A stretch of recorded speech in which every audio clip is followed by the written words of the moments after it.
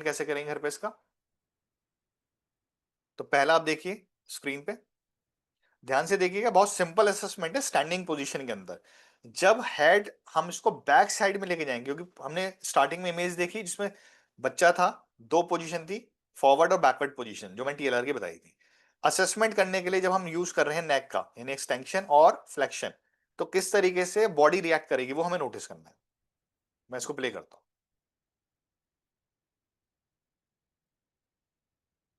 लेकिन नेक हमने फ्लेक्स करी, तो बॉडी बच्चे की कैसे चलेगी पोजीशन में? स्ट्रेट नहीं खड़ा हो पा रहा बच्चा, मतलब ये तो लेडी है यहाँ पे, तो बच्चा जिसको प्रॉब्लम होगी वो स्ट्रेट नहीं खड़ा हो पाएगा। बैक करते ही देखिए कैसे बॉडी की। तो आपको लग रहा है मसल में स्ट्रेंथ है, मसल। और जो मैंने आपको टग ऑफ वार वाला एग्जांपल बताया, वो ध्यान नहीं रखिएगा। तो यानी कहीं ना कहीं कहीं कुछ गैप्स आ रहे हैं, कोई मसल्स कहीं पे ऐसी है जो वीक हो रही है, जिसकी वजह से वो उसको इरेक्ट नहीं रख पा रही, और वो नेक की पोजीशन के संग एकदम, या तो हम पीछे जा रहे हैं एक्सटेंशन में या फॉरवर्ड आ रहे हैं। अब देखिए दूसरी इमेज के अंदर क्या था, वो हमारा इंटीग्रेटेड था। मैं एक बार इसको और प्ले कर देता हूँ, इंपॉर्टेंट है, फिर आगे हम थोड़ा फास्ट चलेंगे। तो जब भी आप घर पे कराएंगे आपको देखना है, अगर बच्चा बिल्कुल स्ट्रेट पोजीशन में खड़ा है, बच्चे के अंदर कोई मूवमेंट नहीं है, नेक आपने एक्सटेंड करी, आप फॉरवर्ड लेके आए तो करेक्ट है। अगर बच्चे के अंदर मूवमेंट आ रहा है और इस तरीके से मूवमेंट है, तो आप समझ जाइए कि वहां पे वो अब हमारी इंटीग्रेट नहीं है। ध्यान दीजिए, रिटेन्ड। बॉडी को देखिए कैसे बैंड होगी, बॉडी में कुछ पावर ही नहीं दिख रही, कुछ है ही नहीं। देखिए कुछ कंट्रोल ही नहीं दिख रहा बॉडी के अंदर, यानी मसल टोन क्लियर आप देख समझ सकते हैं। देखिए कि मसल टोन यहाँ पे वीक है हमारे बच्चे इनकी। अब इसके अंदर इंटीग्रेटेड है, कोई दिक्कत नहीं, पोजीशन एकदम परफेक्ट है।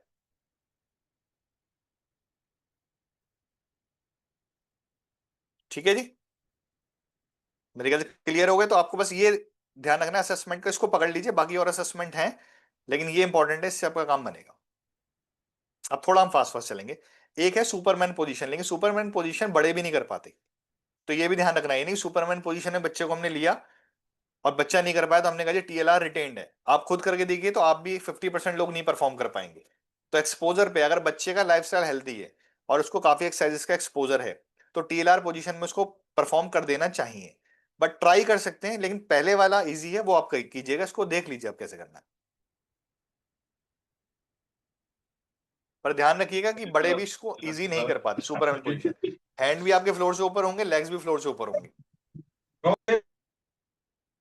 और हैंड और लेग जब फ्लोर से ऊपर हैं आपके, अब बिल्कुल स्ट्रेट हैं, कोई बेंडिंग नहीं है उनके अंदर, तो इसका मतलब क्या है कि बच्चे ने परफॉर्म कर दिया, टीएलआर का कोई भी इशू नहीं है। और 30-40 सेकंड्स तक बच्चे को होल्ड भी करना है, ये भी इंपॉर्टेंट पॉइंट है, क्योंकि कुछ बच्चे होंगे जो उसको होल्ड, मतलब पोजीशन ले पाएंगे लेकिन होल्ड नहीं कर पाएंगे। तो 30 से 40 सेकंड्स तक बच्चा इसको होल्ड कर पाए, अगर नहीं कर पा रहा तो उसको प्रैक्टिस करा के वहां तक लेके आना है। तो सिंपल है, अगर कर लिया परफॉर्म तो इंटीग्रेटेड है, नहीं परफॉर्म कर पाया तो बच्चे की अभी रिटेन्ड है। अब देखिए ये भी असेसमेंट अच्छा है, बहुत सिंपल है असेसमेंट है, यहाँ से थोड़ा सा आपको और क्लैरिटी होगी। सेम असेसमेंट हमने देखा है, लेकिन ये थोड़ा अलग तरीके से दिखा है, सिंपल, बच्चे के ऊपर है, ज्यादा बेटर समझ में आएगा। मैं दिखाता हूँ। बच्चे को आपने खड़ा कर दिया, उसकी आईज क्लोज करा दी आपने, बच्चे की आईज क्लोज करा दीजिएगा इसमें। हेड नीचे गया, कुछ सेकंड्स हम काउंट कर रहे हैं, 10 सेकंड्स। देखिए बच्चे की पोजीशन, 10 सेकंड्स के अप्रॉक्स पहुंचते से बच्चा एकदम पीछे की साइड बैंड हो गया, तो साइन है टीएलआर रिटेन्ड है। नेक का मूवमेंट देखिए बच्चे का, अनइजीनेस हो जाएगी बच्चे को, बच्चे के फेशियल एक्सप्रेशन चेंज हो जाएंगे, अनईजी हो जाएगा बच्चा। तो आप समझ सकते हैं कि अगर वो कंफर्टेबल नहीं है उस पोजीशन के अंदर, तो अगेन वो साइन है कि वो अभी बच्चे की इंटीग्रेटेड नहीं है। या तो पीछे की साइड उसकी बॉडी का वेट जाएगा, जैसे फर्स्ट हमने असेसमेंट में देखा, या फिर नेक में मूवमेंट जाएंगी, एक्सप्रेशन बहुत चेंज हो जाएंगे, बच्चा कंप्लेन भी करेगा कि आपको मुझे पेन हो रहा है, मैं कंफर्टेबल नहीं हूं। तो वो साइन हो सकते हैं, अगर असेसमेंट ठीक से आप कर रहे हैं, कि वो बच्चे की इंटीग्रेटेड नहीं है अभी। चलिए नेक्स्ट वीडियो पे चलते हैं। सुपरमैन पोजीशन के अंदर है, अब बच्चा हेड हैंड्स और लेग्स ऊपर नहीं कर पा रहा है, हमने उसको टारगेट दे दिया कि बॉल आपके हाथ में सामने, उस पर आपको वॉल पे बॉल को थ्रो करना है। पर उसका आप देखिए पोस्चर देखिए, ना हैंड्स उठ पा रहे ना लेग्स उठ पा रहे, और हैंड अगर उठाए तो नेक नीचे चली गई। तो बिल्कुल आपको पोस्चर दिखेगा, बिल्कुल भी कोऑर्डिनेशन नहीं है। वो देख के समझ में आ रहा होगा आपको, कंफ्यूजन तो नहीं हो रहा, देख के समझ में आ रहा है ना क्लियर आपको। और इसको आप प्ले भी कर सकते हैं, यानी आप बच्चे के सामने सेम पोजीशन में है, जब इंटीग्रेशन का प्रोसेस आप करेंगे और बच्चा सामने है, तो बच्चा भी इस पोजीशन में आ गया, बच्चा आपने बॉल ली, आपने बच्चे को थ्रो करी, बच्चे के पास बॉल है, उसने आपको थ्रो करी, तो गेम हो गया। उसको ऑकवर्ड भी नहीं लगा और वो काम भी हमारा होना शुरू हो गया। You can do that also. अब नेक्स्ट असेसमेंट देखते हैं इसका। This is for all age group children, doctor. हाँ जी। Okay. हाँ ये पॉइंट अच्छा है आपने जो पूछा है। आप कौन है एक बार नाम बताइए प्लीज, देख नहीं पाया मैं आप। द्वारकनाथ, द्वारकनाथ। हाँ जी। जय श्री। हाँ जय श्री। स्क्रीन देखिए, आपने वो सही क्वेश्चन पूछा है कि सारे एज ग्रुप के बच्चों के लिए है क्या। सुपरमैन एक्सरसाइज, जैसे स्टार्टिंग में मैंने बोला था कि सुपरमैन एक्सरसाइज बड़े भी नहीं परफॉर्म कर सकते। Okay. अगर जितने लोग हम यहाँ पे भी हैं, अगर हम ट्राई करें तो काफी लोग नहीं परफॉर्म कर पाएंगे। तो बच्चों के लिए टफ हो सकता है। तो इसीलिए जो आगे एक्सरसाइजेज आएंगी, जब मैं एक्सरसाइजेस की बात कर रहा हूं, मैं असेसमेंट की बात भी करूंगा, एक्सरसाइजेस की भी। तो आगे जब एक्सरसाइजेज आएंगी तो हमें वो चूज करनी है जो बच्चा कर पाए, क्योंकि टीएलआर की एक्सरसाइजेस थोड़ी डिफिकल्ट होती हैं। ठीक है, तो सिंपल पोजीशन हम कराएंगे। अब बात आती है असेसमेंट की। क्या असेसमेंट के लिए सेम इसी पोजीशन को हमें कराना है? तो उसमें क्या देखना है, स्टैंडिंग वाला पोजीशन इजी है, जो स्टैंडिंग असेसमेंट था, तो बच्चा वो इजीली कर पाएगा क्योंकि वो स्टैंडिंग पोजीशन में। लेकिन ये बच्चे को टफ हो सकता है। तो ये हमें देखना है, क्या बच्चे का रूटीन हेल्दी है, क्या वो एक्सरसाइजेस बहुत सारी परफॉर्म करता है। अगर बच्चा काफी सारी एक्सरसाइजेस परफॉर्म करता है और हेल्दी रूटीन है और उसको एक्सपोजर ठीक है, तो आप उसको ट्राई करा सकते हैं इसके अंदर।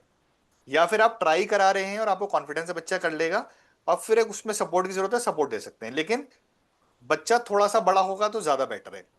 और वैसे अगर हम नॉर्मल बात करें, एक सिनेरियो हटा दें कि रिटेंशन है या नहीं है, तो 3 साल का बच्चा भी कर सकता है इसको, 4 साल का बच्चा भी परफॉर्म कर सकता है। बच्चे बहुत फ्लेक्सिबल होते हैं।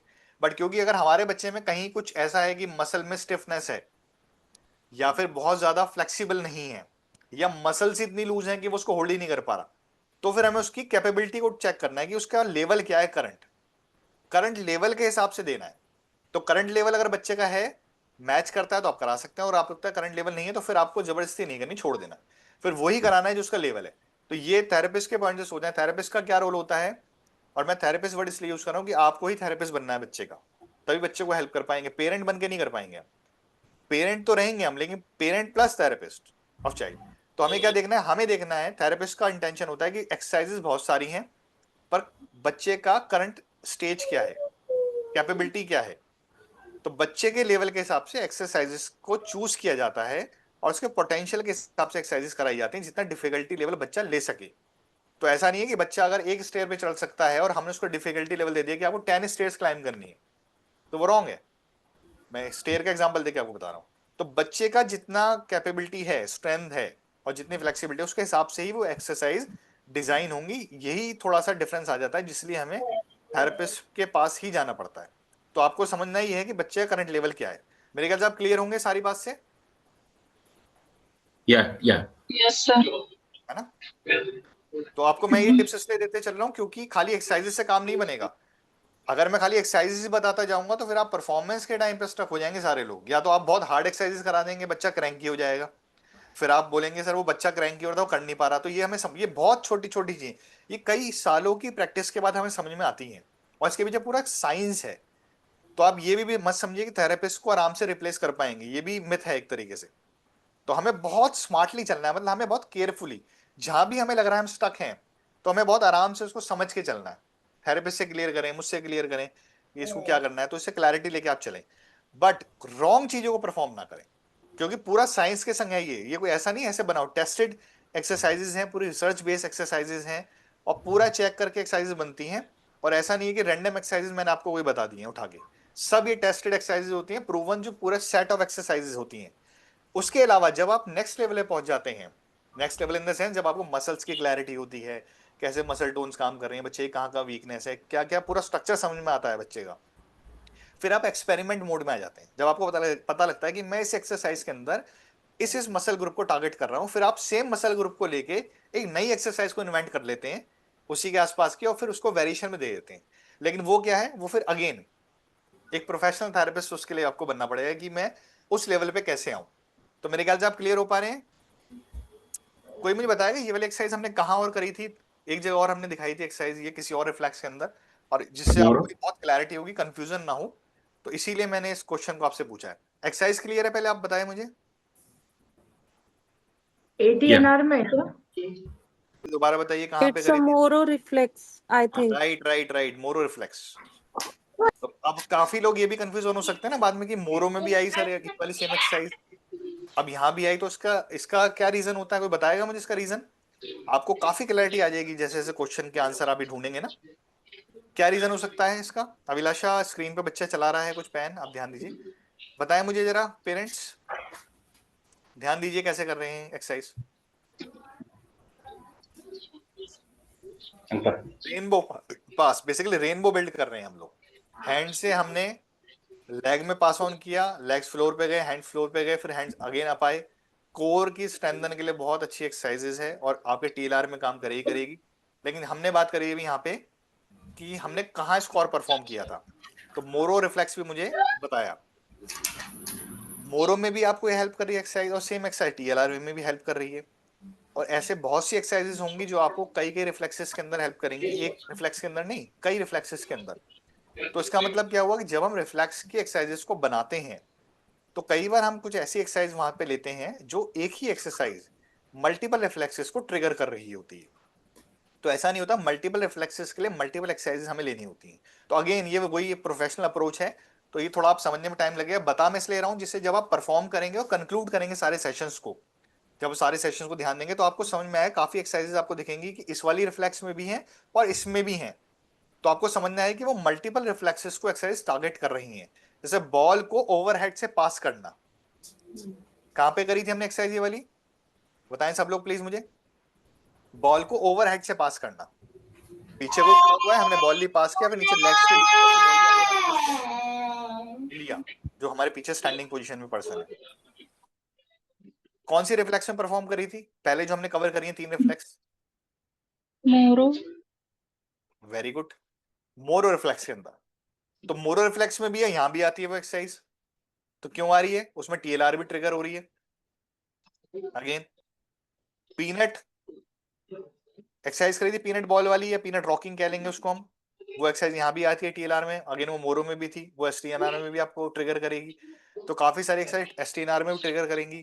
क्रॉलिंग के अंदर मैंने एसटीएनआर ट्रिगर होती है, एटीएनआर ट्रिगर होती है, मोरो का पैरासिम्पैथेटिक सिस्टम एक्टिवेट होता है। आप मेरी बात समझ पा रहे हैं सब लोग? जिससे आपको क्या समझ में आ रहा यस है यहाँ पे सर। कि एक एक्सरसाइज कई कई एरियाज में कई कई रिफ्लेक्सेस पे काम करती है, ऐसा नहीं है कि बिल्कुल फिक्स है कि इसी में काम करेगी। जो ट्रिगर हो रही हैं, जो ये सिग्नल्स जा रहे हैं बेसिकली उनके लिए जो नेक का होल्डिंग पोजीशन आ रहा है, तो काफी जगह आप देखेंगे सिमिलैरिटीज मिलेंगी, लेकिन इनवॉलेंट्री मूवमेंट्स अलग अलग हैं और इनके साइन सिम्टम्स अलग अलग हैं। चलिए आगे बढ़ते हैं, असेसमेंट की लास्ट एक्सरसाइज हम देख लेते हैं। आपको जो मैं एडिशनल इन्फॉर्मेशन दे रहा हूँ ये आपके लिए हेल्पफुल है या इसकी जरूरत नहीं है? हाँ सर, हेल्पफुल है। ठीक है, देखिए यस सर। सुपरमैन पोजीशन में है, अब क्योंकि यहाँ इंटीग्रेटेड तो आराम से बॉल को थ्रो करके बॉल से कैच कर सकते हैं, लेकिन वो हमने पहले पोस्चर देख लिया, अगर इंटीग्रेटेड नहीं होती तो वो नहीं कर पाते। तो आप इस तरह भी कर सकते हैं, लेकिन ध्यान रखिए ये थोड़ा सा बड़े बच्चों के लिए है, क्योंकि ये हम भी नहीं कर पाएंगे सब लोग आराम से। कैच नहीं कर पाता करेंगे है तो नेक नॉर्मल। में बहुत ज्यादा आपके प्रेशर फील होगा, और बच्चा जैसे ही आपको बोले वो अनईजी हो रहा है, एकदम ध्यान रखना, बच्चा ऐसे ही बोले अनईजी हो रहा है, उसको रोक देना है। ठीक है जी, अब ये हमारा असेसमेंट कंप्लीट हो गया।